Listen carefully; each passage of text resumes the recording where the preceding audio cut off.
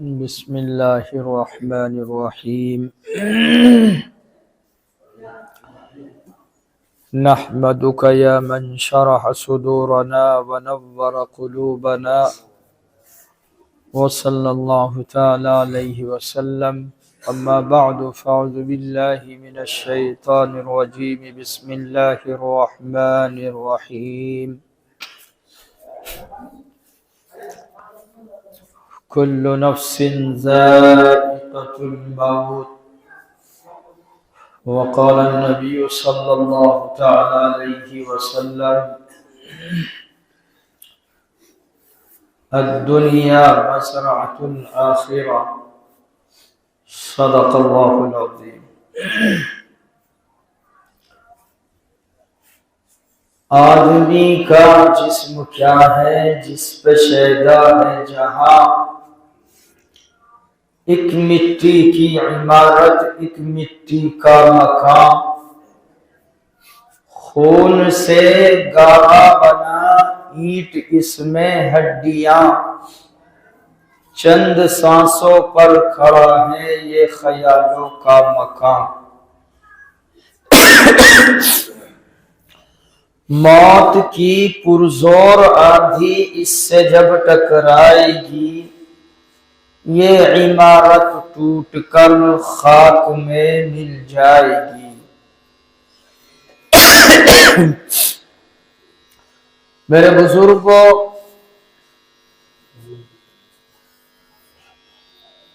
اللہ تبارک و تعالی نے اس کائنات کو پیدا فرمایا اور ہر طرح کے انسان جاندار پیدا کیے، لیکن ایک وقت ہر سانس لینے پہ اور سانس لینے والے پر ایسا آنے والا ہے کہ اس کی ہستی مٹ کر رہ جائے گی۔ بڑے بڑے نامور اس دنیا میں آئے، بڑے طاقتور اور بڑے بڑے حکمراں اس دنیا میں پیدا ہوئے، لیکن ان پہ ایک دن ایسا آیا کہ موت کے ذائقے کو ان کو بھی چکھنا پڑا۔ چاہے کوئی کتنا بڑا عالم ہو، کتنا بڑا مالدار ہو، کتنا بڑا زمیندار ہو، کتنا بڑا جاگیردار ہو اور کتنا بڑا حکمدار ہو، ایک دن ضرور اس پہ ایسا آئے گا کہ اس کی ہستی ناپید ہو کر رہے گی اور اسے یہ دنیا چھوڑ کر جانا ہوگا۔ موت انسان کے لیے ایک ایسا ہنگامہ ہے، موت انسان کے لیے ایک ایسا نذرانہ ہے جو اسے کبھی نہ کبھی کہیں نہ کہیں مل کر ضرور رہے گا، اور یہ ایسا کڑوا سچ ہے کہ دنیا کا کسی بھی خطے کا رہنے والا، کسی بھی مذہب سے جڑ کر زندگی گزارنے والا، اللہ کو ماننے والا اور غیر اللہ کی پرستش کرنے والا، عیسائیت کے لبادے میں جینے والا یا یہودیت کے راستے پہ چلنے والا، ہر ایک کائنات کا انسان اس بات کو تسلیم کرتا ہے کہ اس پہ ایک وقت ایسا آئے گا کہ جب اسے موت کا ذائقہ ضرور چکھنا ہوگا۔ اللہ کے نبی جناب محمد الرسول اللہ صلی اللہ علیہ وسلم نے ارشاد فرمایا کہ اللہ تبارک و تعالی کی طرف سے جو فرشتہ روح قبض کرتا ہے، اس کی بندے کی روح نکالتا ہے، اگر وہ بندہ جس کی روح قبض کی جا رہی ہے، روح نکالی جا رہی ہے، وہ ایمان والا ہے، نیکوکار ہے، تو اس کی روح ایسے نکل جاتی ہے جیسے آٹے سے نمک، آٹے سے بال کو کھینچ لیا جاتا ہے۔ اور اگر وہ فرشتہ جو روح نکالتا ہے، جس بندے کی روح نکالی جا رہی ہے، وہ بندہ بدکار ہے، اللہ کا نافرمان ہے اور اللہ کی نافرمانی کرنے والا ہے، تو حدیث میں اللہ کے نبی نے ایک مثال دے کے ارشاد فرمایا کہ بدکار کی روح ایسے نکالی جاتی ہے کہ جیسے خاردار ایک جھاڑی ہے، اس پہ ایک ریشمین کپڑا بچھا کر اپنی طرف کو کھینچا جائے، اس کپڑے کو جب ہم کھینچتے ہیں تو یکجا وہ کھینچتا نہیں، پھٹتا ہے، ٹوٹتا ہے۔ ایسے ہی ایک بدکار کی روح نکالی جاتی ہے۔ اللہ کے نبی کا ارشاد ہے کہ جب ایک بدکار کی روح نکلتی ہے، روح نکلنے کے وقت اسے اس شدت کی پیاس لگتی ہے کہ اگر سارا سمندر اسے پلا دیا جائے تو اس کی پیاس ختم نہ ہو۔ اللہ کے نبی کا ارشاد ہے کہ جب بدکار کی روح نکالی جاتی ہے تو اس کے جسم میں جو رگوں کا تانا بانا ہے، جو جان ہے، وہ ٹوٹ کر بکھر جاتا ہے۔ اللہ کے نبی کا ارشاد ہے کہ جب کسی بدکار کی روح نکالی جاتی ہے تو اس کی ایڑیوں میں دراڑیں پڑ جاتی ہیں۔ آپ نے دیکھا ہوگا کہ جب روح قبض ہوتی ہے انسان کی تو اس کی باڈی ایک کھچ کر رہ جاتی ہے، اس کے اگر پیر مڑے ہوئے ہیں تو مڑے ہوئے رہ جاتے ہیں، ہاتھ سکڑے ہوئے ہیں تو سکڑے ہوئے رہ جاتے ہیں، اس لیے کہ موت کی شدت اس کے قابو سے اور اس کی برداشت سے باہر ہوتی ہے۔ شریعت کا ایک حکم ہے کہ مردے کو نہلانا فرض ہے، ہر ایک مسلمان جانتا ہے کہ مردے کو غسل دینا واجب اور فرض ہے، لیکن آپ نے کبھی سوچا نہیں ہوگا، کبھی ذہن اس طرف دوڑایا نہیں ہوگا کہ شریعت نے اس پہ غسل کیوں واجب کیا ہے، شریعت نے مردے پہ کیوں غسل فرض کیا۔ ایک بندہ نہا کے آیا، دھو کے آیا، کپڑے صاف ستھرا، سرما عطر لگا کے آیا، اچانک ہارٹ اٹیک ہوا، مرا۔ سب کہتے ہیں کہ اس کو نہلاؤ اور اس کو کفناؤ۔ آیا ابھی 1 منٹ پہلے یہ نہا کے آیا تھا تو ابھی سے نہلانے کی کیا ضرورت پڑتی ہے؟ شریعت کہتی ہے کہ جب بندے کی روح قبض ہوتی ہے، روح نکلنے کی سختی سے، روح نکلنے کی شدت سے بندے کی جو اندر غلاظت ہوتی ہے وہ باہر ظاہر ہونے کے خطرات ہوتے ہیں۔ اس لیے شریعت نے حکم لگایا کہ بندے کو نہلایا جائے کہ اس کی غلاظت موت کی شدت کی وجہ سے کہیں ظاہر نہ ہو گئی۔ اور میرے بزرگوں، مجھے بھی جینے کی خواہش ہے، آپ کو بھی جینے کی خواہش ہے، لیکن اس آسمان نے زمین پہ دیکھا کہ بڑے بڑے مرتبے والے اس دنیا کو چھوڑ کے گئے ہیں۔ میں ساری دنیا کے بادشاہوں کی کہانی اور قصہ تو اس موقع پہ سنا نہیں سکتا، لیکن وہ ہستی، وہ ذات جس کی جوتیوں کی طفیل میں اللہ تبارک و تعالیٰ نے اس کائنات کو رونما کیا ہے، اس کائنات کو پیدا کیا ہے، اس کائنات کو بنایا ہے۔ اللہ کہتے ہیں مجھ سے قسم ہے اپنی کبریائی کی، اے محمد اگر میں آپ کو پیدا نہ کرتا تو کائنات کا ذرہ بھی پیدا نہ کرتا۔ لیکن ایک دن آیا، اس ہستی عظمی کو بھی یہ دنیا چھوڑ کے رخصت ہونا پڑا۔ تاریخ میں لکھا ہے پیر کی صبح کو حضرت اسرائیل علیہ السلام آمنہ کے لخت جگر عبداللہ کے نور نظر کی روح کو لینے کے لیے آپ کے حجرے مبارکہ کے سامنے کھڑے ہیں۔ 3 دن بخار ہوتے چلتے ہوئے ہو گئے تھے۔ ان سے پہلے حضرت جبریل علیہ السلام آپ کے سرانے بیٹھے ہوئے گفت و شنید کر رہے تھے کہ اچانک کنڈی کھٹکھٹائی جاتی ہے. اللہ کے نبی کہتے ہیں کہ کون؟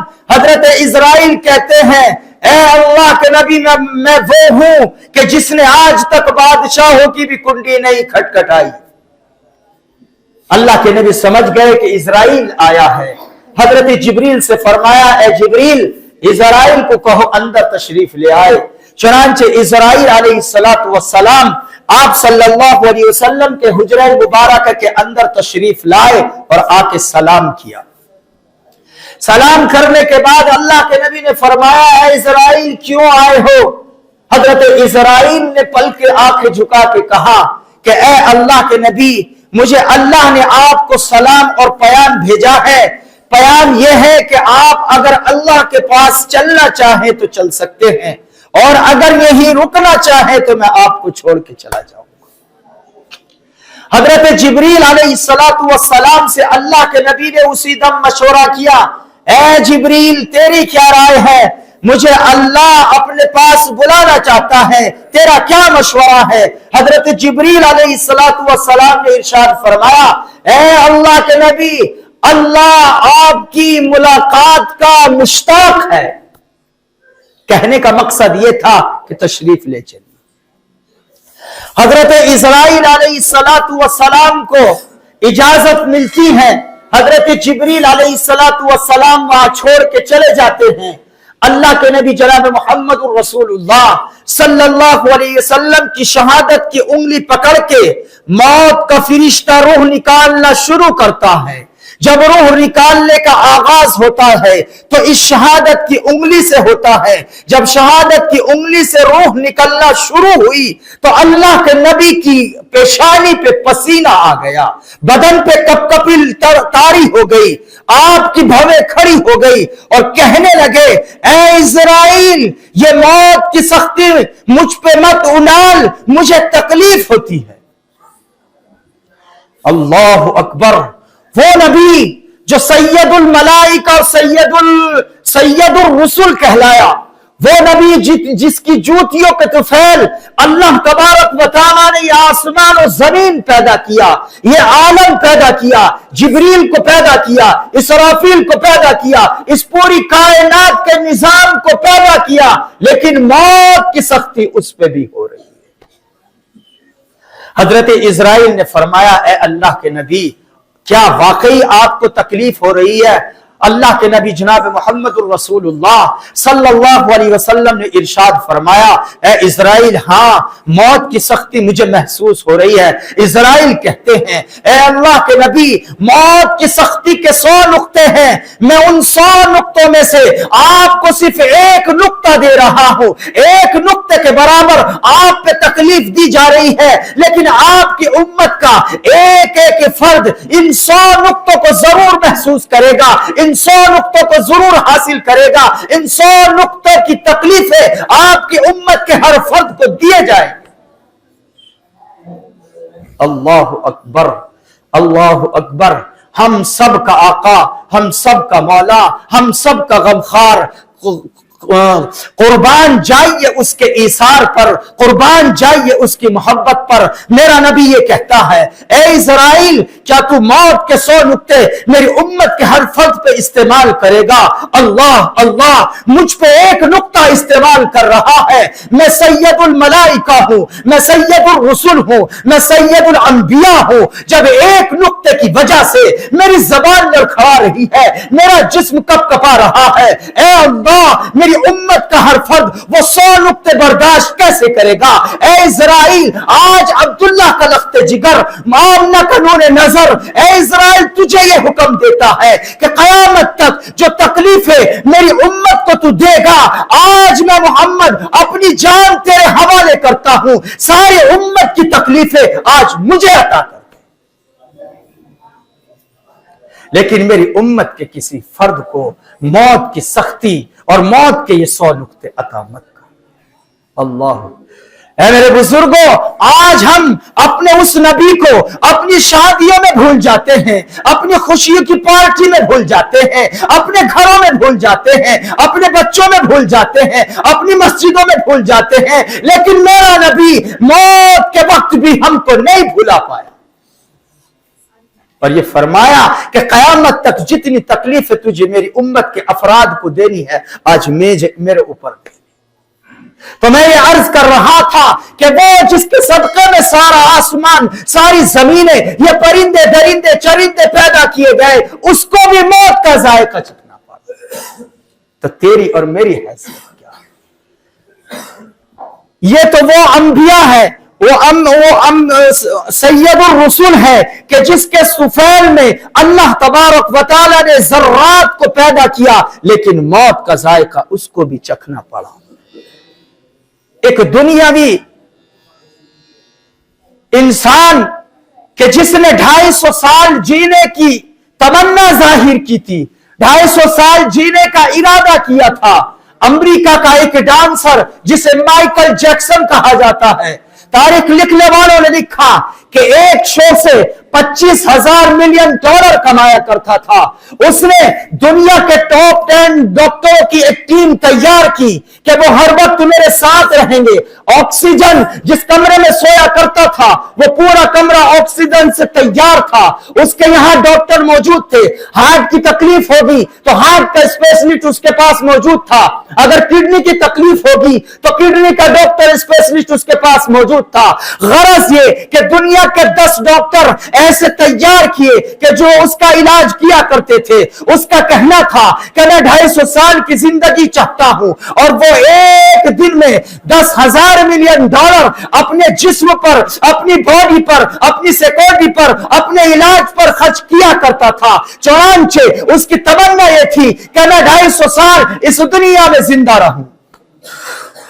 لیکن یہی مائیکل جیکسن ایک دن رات کو اپنے کمرے میں پہنچتا ہے، 10 ڈاکٹروں کی لائن لگی ہوئی ہے، کوئی اس کا بی پی چیک کرتا ہے، کوئی اس کی آنکھیں چیک کرتا ہے، کوئی اس کا ذہن چیک کرتا ہے، کوئی اس کی جو بڑی بیماریاں ہیں سب چیک کر کے اس کو سلا دیتے ہیں۔ جب کل صبح سورج نکلتا ہے، سورج طلوع ہوتا ہے، ڈاکٹر اسے چیک کرنے کے لیے چلتے ہیں، اس کا بی پی چیک کیا جاتا ہے، بی پی کام نہیں کرتا ہے، اس کی آنکھیں چیک کی جاتی ہے، آنکھ کام نہیں کرتا ہے، اس کا ذہن کام چیک کیا جاتا ہے، ذہن کام نہیں کرتا ہے۔ سارے ڈاکٹر حیران رہ گئے، شزدر رہ گئے کہ جس کو ہم رات دن پانی چیک کر کے دیتے ہیں، کھانا چیک کر کے دیتے ہیں، اس کی نیند چیک کر کے دی جاتی ہے، اس کو جو کھانا لایا جاتا ہے وہ ڈاکٹروں کی ٹیم تیار کرتی ہے۔ اے کاش ایسا کیا ہوا کہ آج اس کی آنکھیں کام نہیں کر رہی، اس کی زبان کام نہیں کر رہی، اس کا دل کام نہیں کر رہا۔ 69 سال کی عمر میں وہ مائیکل جیکسن جس نے خواب دیکھا تھا کہ میں 250 سال زندہ رہوں، آج 69 سال کی عمر میں مر چکا ہے۔ تو میرے بزرگوں، اللہ کے ماننے والوں، ہمیں ایک دن یہ دنیا چھوڑ کے جانی ہے، ہمیں ایک دن اپنوں کو چھوڑ کے رخصت ہونا ہے، ہمیں بھی ایک دن موت کا ذائقہ چکھنا ہے۔ اگر ہم ہوشیار ہیں، ہم سمجھدار ہیں، ہم ایماندار ہیں تو اس فانی دنیا میں اپنے آپ کو اللہ کا اور اللہ کے رسول کا بنا کر زندگی گزاریں۔ کوشش کرے کہ اے رب ہمیں یہ چھوٹی سی زندگی عطا کی ہے، اے رب ہمیں چھوٹی سی مہلت دی ہے، تو ہمیں جتنی بھی مہلت دے رہا ہے ہم گناہوں سے بچ کے تیری حکمرانی کو مان کر تیرے حکموں کو چل کر اپنی زندگی گزاریں گے، یہی ہوشیاری ہے۔ ورنہ اگر میرے بزرگوں جو حالت ہماری چل رہی ہے، جو کنڈیشن ہماری موجود ہے، جس کیفیات میں ہم جی رہے ہیں، ایک دن وہ آنے والا ہے کہ ہم آنکھ سے خون کے آنسو بہائیں گے، لیکن خون کے آنسو بھی ہمارے کوئی کام نہ آئیں گے۔ میرے نبی نے فرمایا کہ جہنم کی آگ سے ایک بندے کو نکالا جائے گا اور دنیا کی آگ میں اسے ڈالا جائے گا، تو اس بندے کو دنیا کی آگ میں نیند آ جائے گی، جہنم کی آگ اتنی خطرناک ہے۔ اللہ کرے کہ مجھے بھی اور آپ کو بھی موت کی تیاری کرنے کی توفیق نصیب فرمائے اور موت کی سختیوں سے اللہ ہمیں محفوظ فرمائے۔ آمین۔ وآخر دعوانا الحمدللہ رب